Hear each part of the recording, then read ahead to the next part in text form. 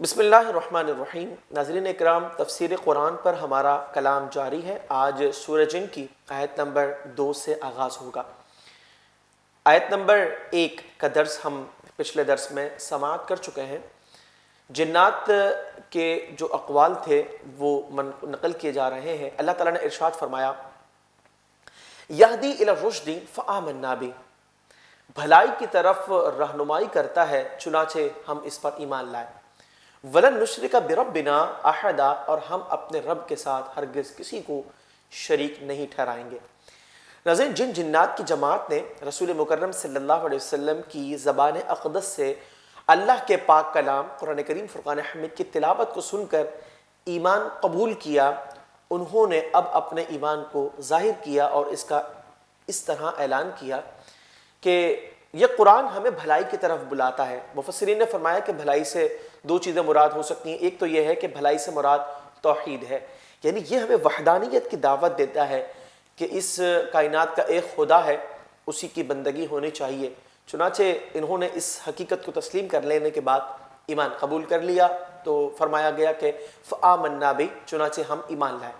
مفسرین دوسری توجیہ یہ بیان فرماتے ہیں کہ ان کے کہنے کا مطلب یہ تھا کہ قرآن بھلائی کی طرف رہنمائی کرتا ہے اور حقیقت حال واضح کرتا ہے، اور یہ بھی حقیقت ہے کہ زندگی کے ہر شعبے کے اندر قرآن ایک مکمل ضابطۂ حیات ہے۔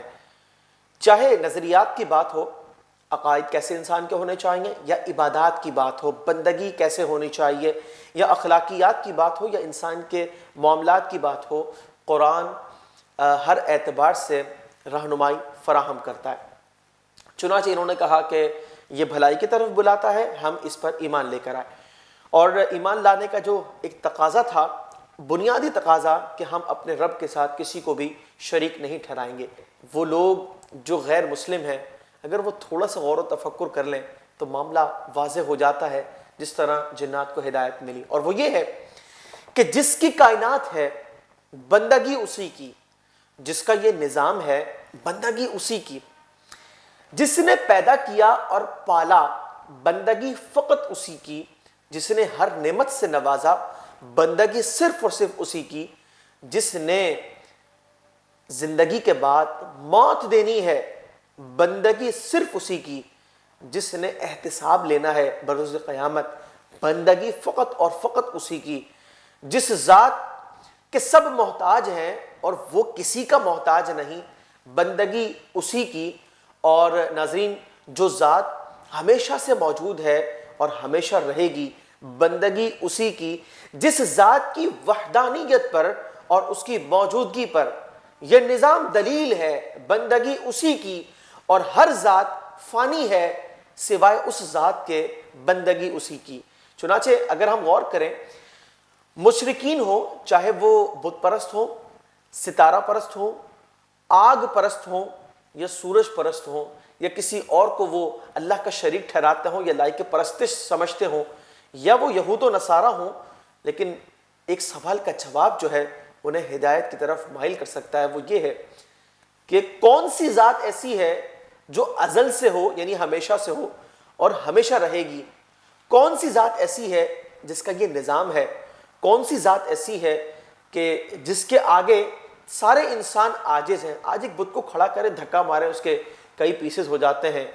اگر آج سورج کو دیکھا جائے، کسی وقت وہ غروب ہوتا نظر آتا ہے، آج چاند کو دیکھا جائے تو کسی وقت وہ مکمل ہوتا ہے، تو کسی وقت وہ سامنے نظر بھی نہیں آتا۔ ستاروں کو دیکھا جائے تو وہ بھی ڈوب جاتے ہیں، ٹوٹ جاتے ہیں۔ آگ کو دیکھا جائے تو پانی کے ذریعے اس کو بجھا دیا جاتا ہے۔ سیدنا عیسیٰ علیہ نبینا علیہ السلام ہو، یا بی بی مریم رضی اللہ تعالی عنہا، یا سیدنا عزیر علیہ السلام، جن کو اللہ تبارک و تعالیٰ کا شریک قرار دیا گیا، کسی نہ کسی وقت وہ پیدا کیے گئے، وہ ازل سے نہ تھے، چنانچہ ان کی بندگی کرنا جو مخلوق ہو بعد میں آئے، کسی وقت وہ نہ تھے، یقیناً علاوہ بے وقوفی کے، جہالت کے، لا علمی کے، یہ اور کچھ بھی نہیں۔ اور جنات نے کہا، جو قرآن کریم فرقان حمید میں اس انداز سے بیان کیا گیا، وَأَنَّهُ تَعَالَى جَدُّ رَبِّنَا، ہمارے رب کی شان بڑی بلند و بالا ہے، مَتَّخَذَ صَاحِبًا وَلَا وَلَدًا، جس نے نہ عورت اختیار کی نہ بچہ۔ یعنی بات یہ ہے کہ اس کائنات کے بنانے والے کی شان ایسی ہے کہ کوئی بھی ذات یہ دعویٰ نہ کر سکی کہ وہ اس کے ہم پلہ ہے۔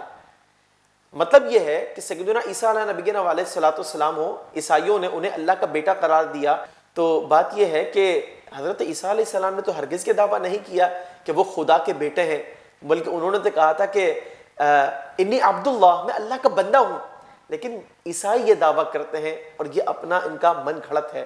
بی بی مریم رضی اللہ تعالی عنہا نے ہرگز یہ دعویٰ نہیں کیا کہ وہ معاذ اللہ ثم معاذ اللہ اللہ تعالیٰ کی زوجہ ہیں، لیکن عیسائیوں نے یہ اتنا بڑا بہتان لگایا، اور یہ یقیناً کل بروز قیامت واضح ہو جائے گا کہ انہوں نے اس الزام کے بعد زندگی کی سب سے بڑی غلطی کری۔ مطلب یہ ہے کہ یہ بھی ان کا اپنا من گھڑت ہے۔ تو خلاصہ کلام یہ کہ جتنے بھی مشرکین ہیں سب کا نظریہ اپنا من گھڑت ہوتا ہے، وہ جس کو شریک ٹھہراتے ہیں ان کا یہ دعویٰ نہیں ہوتا۔ چنانچہ ہمیں اللہ تعالیٰ سے طلب کرنا چاہیے کہ رب کریم ہمیں فقط اور فقط اپنی ہی عبادت کی توفیق عطا فرما، اور اس پر ہمیں استقامت عطا فرما، اور ہماری اولادوں کو بھی صرف اور صرف اپنا ہی متبع اور توحید کا پرستار بنا۔ القلم Islamic Center under the supervision of Mufti Munibur Rahman Zida Majdu.